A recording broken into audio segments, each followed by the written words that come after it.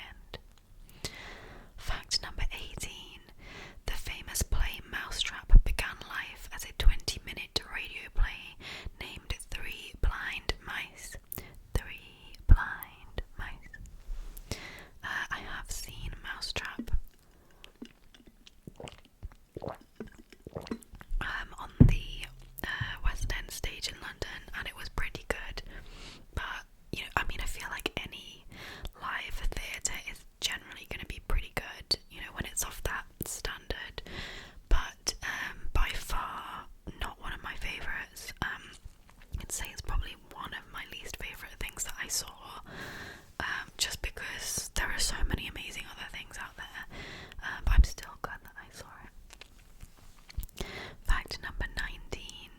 Agatha Christie's second marriage was in 1930 to British archaeologist Max Mallowan.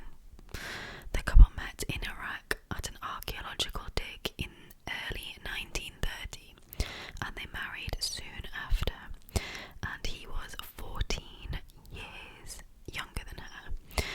This long-lasting and happy marriage lasted 46 years until her death. So she got divorced from the first guy in 1928, and then it was about 2 years later that she got remarried. Fact number 20.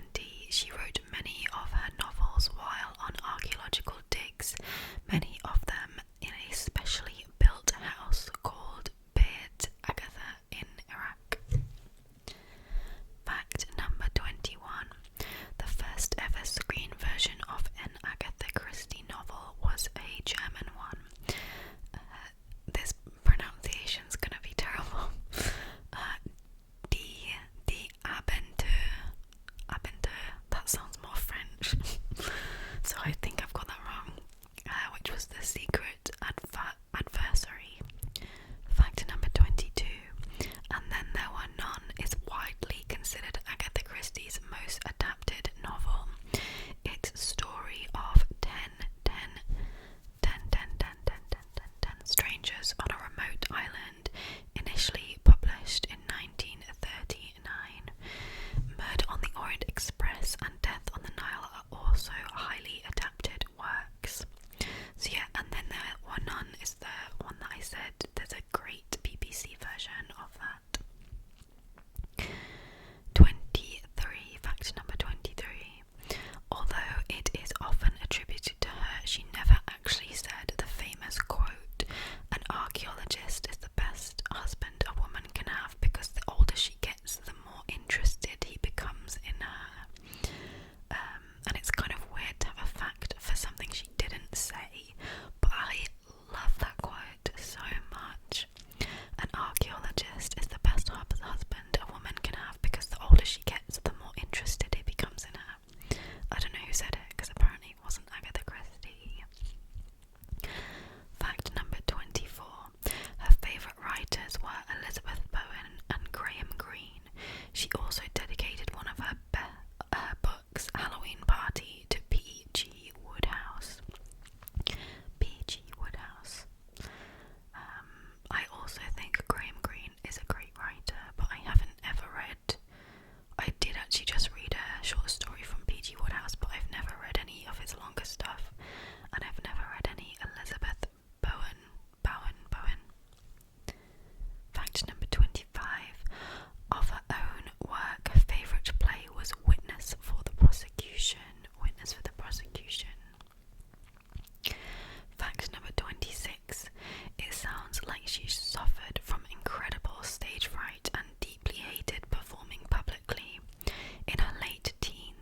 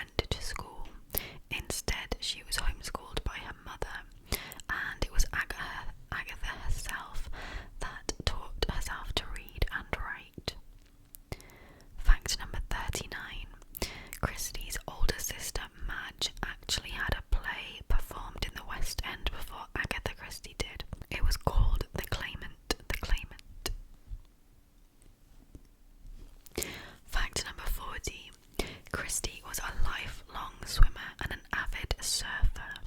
She learned to ride the waves while travelling through South Africa, New Zealand and Australia during the 1922 expedition with her first husband. And it's so hard to imagine her surfing, I guess because in my mind I see her as like an old woman. But yeah, good for her. Fact number 41. Christie's first novel, written in 1908, Snow Upon the Desert, has never been published. Never been published. Fact number 42. Statistically, the medical profession is the most deadly occupation to have in an Agatha Christie story. So, a lot of the victims, I guess, were doctors, nurses, surgeons, whatever other medical jobs are out there, which is kind of surprising, but I guess it's just because that's like a well-known job. In the only book that I read, it was an artist who died and was killed, so I guess you can't have like loads of artists throughout, so it kind of makes sense that it's like a typical well-known profession that's the most deadly.